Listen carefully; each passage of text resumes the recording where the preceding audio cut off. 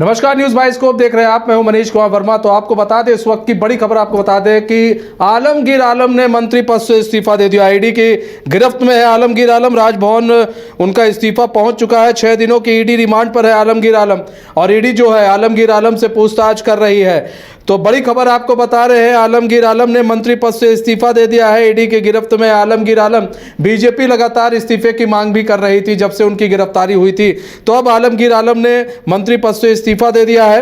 राजभवन आलमगीर आलम का इस्तीफा पहुंच चुका है। 6 दिनों की ईडी रिमांड पर है आलमगीर आलम और आज जो है उनसे पूछताछ चल रही है। हमारे साथ हमारी संवाददाता करिश्मा भी जुड़ चुकी हैं। करिश्मा, बड़ी खबर आपको बता रहे हैं, आलमगीर आलम ने इस्तीफा दे दिया मंत्री पद से। कितना बड़ा झटका लगा है बात की जाए कांग्रेस को तो? जी देखिए, टेंडर कमीशन मामले में ईडी की जो बड़ी कार्रवाई है वो राज्य में देखने को मिल रही थी, जिसके बाद आलमगीर आलम जो ग्रामीण विकास मंत्री है वो ईडी के चपेट में आते हैं। ईडी की ओर से उन्हें समन जारी किया जाता है। दरअसल आपने देखा होगा कि 6 मई को जब ग्रामीण विकास मंत्री आलमगीर आलम के जो ओएसडी है संजीव लाल, उनके नौकर के आवास से जब 37 करोड़ नगद जो है वो बरामद किए जाते हैं, उसके बाद से यही कयास लगाए जा रहे थे कि कभी भी आलमगीर आलम को ईडी की ओर से समन जारी कर दिया जाएगा और आलमगीर आलम को जोनल ऑफिस बुलाया जाएगा। और वैसा ही देखने को मिला था। 2 दिनों तक आलमगीर आलम ईडी के जोनल ऑफिस पहुंचे थे और 15 मई को उनकी गिरफ्तारी हो गई थी। उसके बाद पेपर प्रोसेस के बाद उन्हें जेल भेज दिया गया। हालांकि लगातार वो खबर हम अपने दर्शकों को दिखाते हुए भी नजर आ रहे थे। इसके साथ ही सभी के मन में यही सवाल था कि आखिर ईडी की ओर से कितने दिनों का रिमांड जो है वो यहाँ पर मांगा जाएगा। 10 दिनों का रिमांड जो है ईडी की ओर से मांगा गया था, लेकिन फिलहाल 6 दिनों का रिमांड जो है वो मिला है। तो लगातार ग्रामीण विकास मंत्री आलमगीर आलम से यहाँ पर सवाल जो है ईडी के अधिकारी पूछते हुए नजर आ रहे।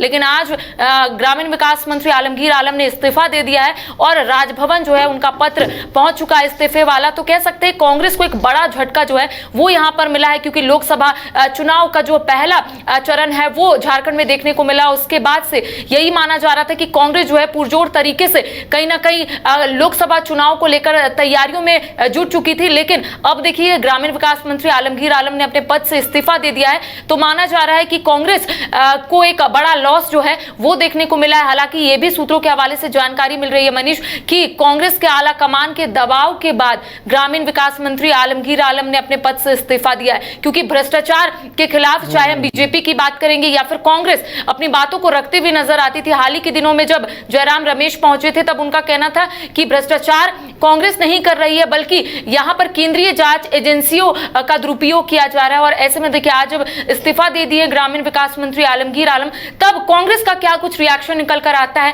ये तो वक्त बताएगा, क्योंकि राज्य में लगातार ईडी की जो दबिश है वो देखने को मिल रही है। मनरेगा घोटाला से ये पूरा जांच का जो दायरा है वो शुरू हुआ था, जमीन घोटाले तक पहुंचा था और अब टेंडर कमीशन मामले तक पहुंच चुका है। और इस बीच कई लोगों को ईडी की ओर से समन जारी किया गया है। अब देखिए, 6 दिनों तक ईडी के अधिकारी आलमगीर आलम से सवाल पूछेंगे और ये माना जा रहा है कि कई लोगों को अब ईडी की ओर से समन जारी किया जाएगा। कई लोग जो है वो ईडी के रडार में आ सकते हैं। अब सवाल ये उठता है कि आखिर कौन कौन की संलिप्तता जो है इस मामले में है। अब 6 दिनों तक जब पूछताछ होगी, जब डॉक्यूमेंट्स खंगालने की कोशिश जो है ईडी के अधिकारी करेंगे, तब कई लोगों का नाम जो है वो सामने आ सकता है। कई राजनेता भी जो है वो इसकी चपेट में आ सकते हैं। तो अब वक्त बताएगा, लेकिन एक बड़ी क्षति जो है वो कांग्रेस को कहीं ना कहीं यहां पर उठानी पड़ेगी, क्योंकि ग्रामीण विकास मंत्री आलमगीर आलम एक दिग्गज नेता है कांग्रेस के और ऐसे में विधायक दल के नेता भी है कांग्रेस के। कई जो प्रमुख फैसले होते हैं वो विधायक दल के नेता लेते हैं और ऐसे में अब उन्होंने इस्तीफा दे दिया है। तो कहीं ना कहीं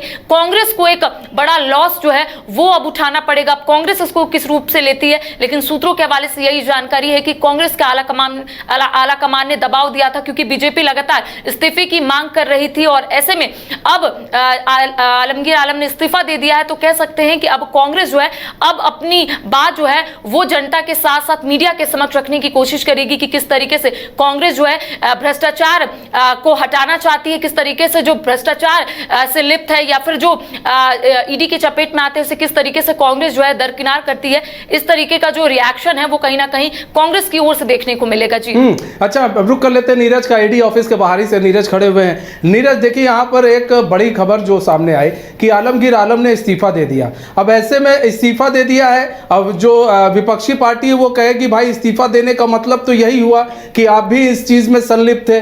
और दूसरी तरफ अगर बात की जाए तो इससे पहले कांग्रेस के नेता ये कह रहे थे कि कोई ज़रूरी नहीं है इस्तीफा देना है, अरविंद केजरीवाल का वो उदाहरण दे रहे थे। ऐसे में इस्तीफा तो दे दिया गया है आलमगीर आलम के द्वारा। क्या समझा जाए कि क्या एक तो इंडी गठबंधन को झटका, दूसरी तरफ ये कि जो चुनाव है, चुनाव अब अपने अंतिम पड़ाव में है, लोकसभा चुनाव।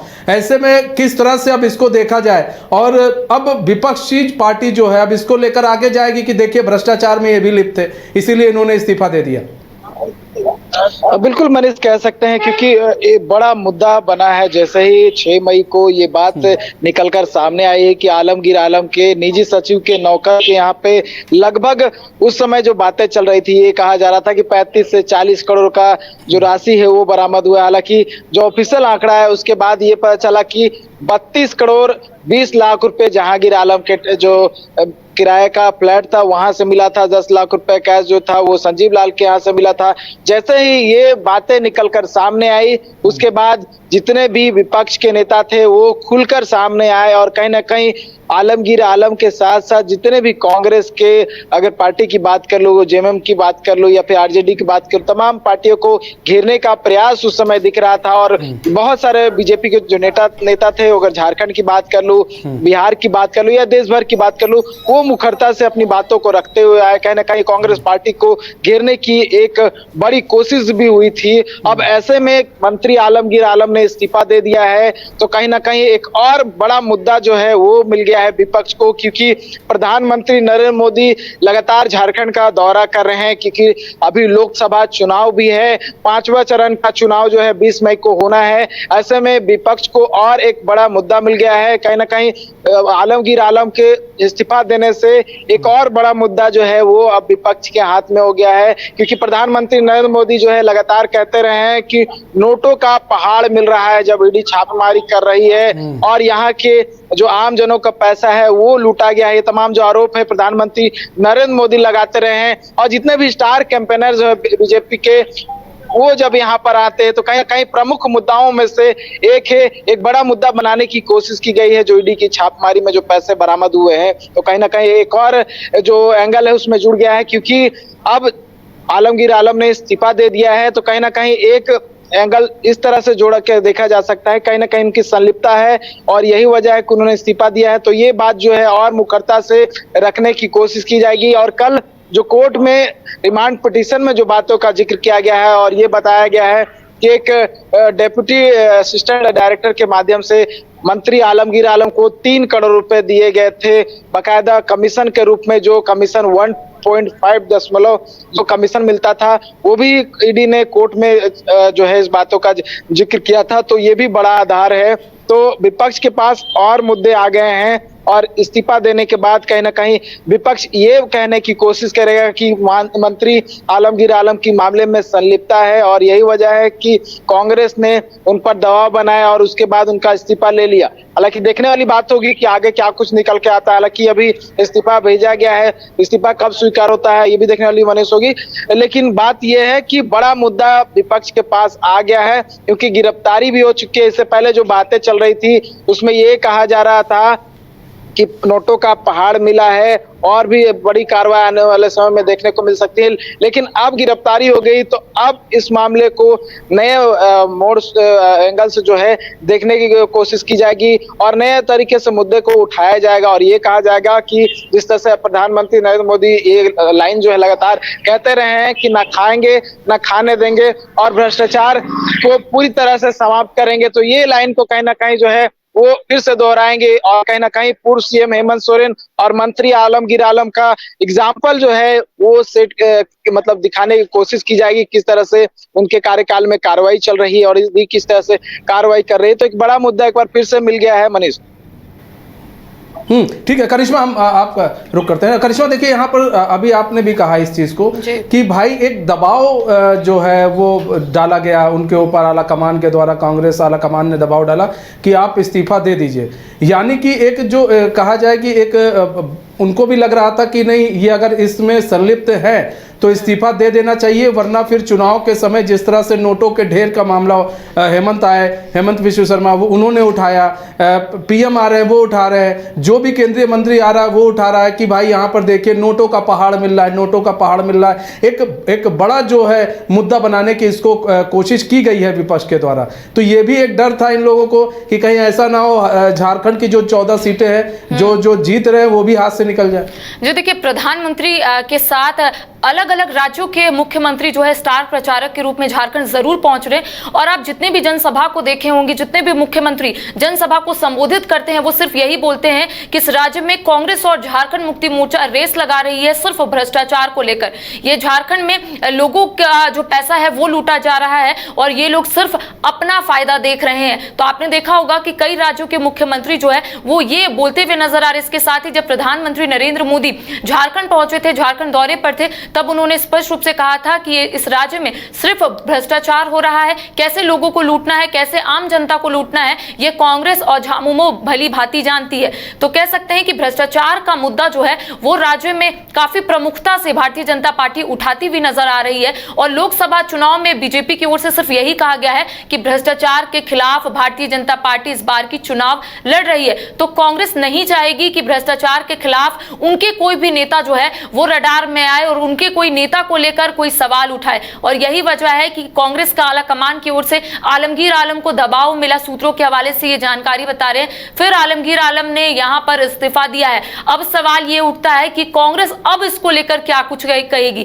क्योंकि अगर बीजेपी की बात करेंगे तो बीजेपी लगातार यही बोलती हुई नजर आ रही है कि नैतिकता के आधार पर आलमगीर आलम को इस्तीफा दे देनी चाहिए। हालांकि ये लगातार कांग्रेस की ओर से कहा जा रहा है कि यहां पर केंद्रीय जांच एजेंसी का दुरुपयोग किया जा रहा है, सिर्फ ईडी और सीबीआई से डराया जा रहा है। तो देखिए सवाल कई उठ रहे हैं। अब जब इस्तीफा आलमगीर आलम ने दे दिया है तो सभी के मन में सवाल है कि क्या आलमगीर आलम की संलिप्तता इस मामले में थी, क्यों आलमगीर आलम ने इस्तीफा दिया। अब देखिए आलमगीर आलम को ही पता होगा कि उन्होंने इस्तीफा क्यों दिया, लेकिन सवाल कई उठ रहे हैं। क्या आला कमान की ओर से उन्हें दबाव मिला था कि उन्हें इस्तीफा देनी चाहिए, या फिर आलमगीर आलम को ऐसा लग रहा है कि इस पूरे मामले में उनकी संलिप्तता जो है वो है, इस वजह से उन्होंने इस्तीफा दिया है। अब जितने भी सवाल है उस सवालों का जवाब 1 से 2 दिनों में जरूर मिल जाएगा जब कांग्रेस खुलकर इस मामले को लेकर अपनी बात को रखेगी। क्योंकि अब तक अगर कांग्रेस की बात करेंगे तो कांग्रेस का यही कहना है कि यहां पर मुख्यमंत्री हो, मंत्री हो, उन्हें फंसाया जा रहा है। हाल ही के दिनों में आपने देखा होगा कि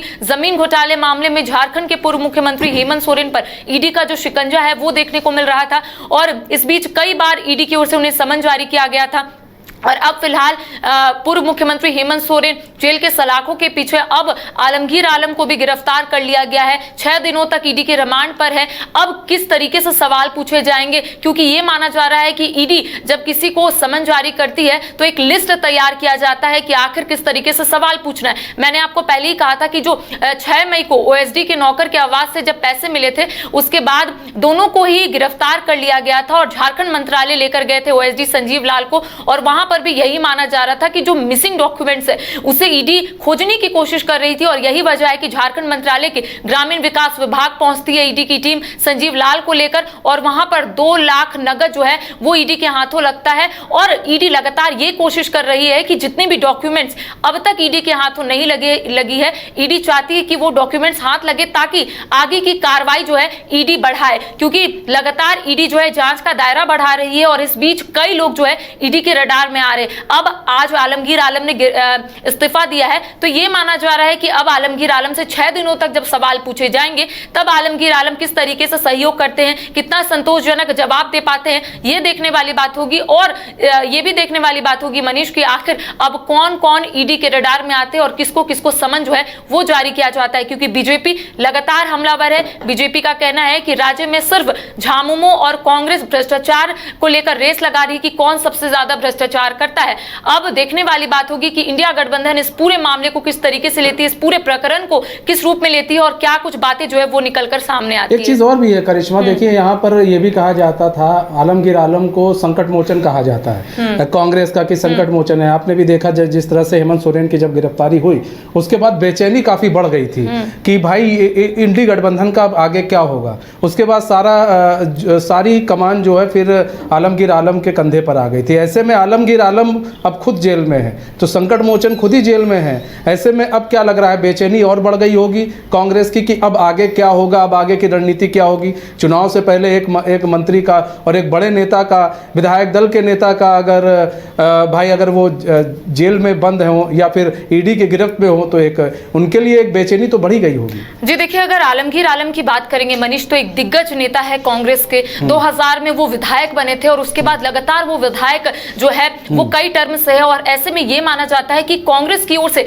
अगर कोई फैसले झारखंड के लिहाज से लेने होते हैं तो सबसे पहले विधायक दल के नेता आलमगीर आलम को इंक्लूड किया जाता है। उनसे पूछे जाते हैं कि आखिर आगे कांग्रेस को क्या करना चाहिए। ऐसे में आपने सही कहा कि जब पूर्व मुख्यमंत्री हेमंत सोरेन पर ईडी का शिकंजा देखने को मिल रहा था तो कई जो नेता है, कई जो मंत्री है वो काफी परेशान चल रहे थे, जिसमें एक आलमगीर आलम भी मौजूद थे, क्योंकि कांग्रेस के विधायक दल के नेता है। इसके साथ ही इंडिया गठबंधन का एक तरीके से कहना होता है कि इंटैक्ट है, तो कहीं ना कहीं यहां पर वो दिखाने की कोशिश की जा रही थी कि इंडिया गठबंधन इंटैक्ट है और विधायक दल के नेता का जो रोल था वो काफी कह सकते हैं महत्वपूर्ण था। और ऐसे में आलमगीर आलम हमेशा से ही फ्रंट में दिखे हैं और जितने भी डिसीजन अब तक लिए गए हैं वो आलमगीर आलम ने लिए हैं। अब देखिए, आलमगीर आलम गिरफ्तार हो चुके हैं तो कहीं ना कहीं अब झामुमो या फिर कांग्रेस की बात करेंगे तो एक संकट जो है वो मंडराता हुआ नजर आ रहा है। अब इसको कैसे झामुमो और कांग्रेस टैकल करता है ये तो वक्त बताएगा, लेकिन माना जा रहा है कि एक कांग्रेस को एक बड़ा लॉस जो है वो लोकसभा चुनाव से पहले देखने को मिला है,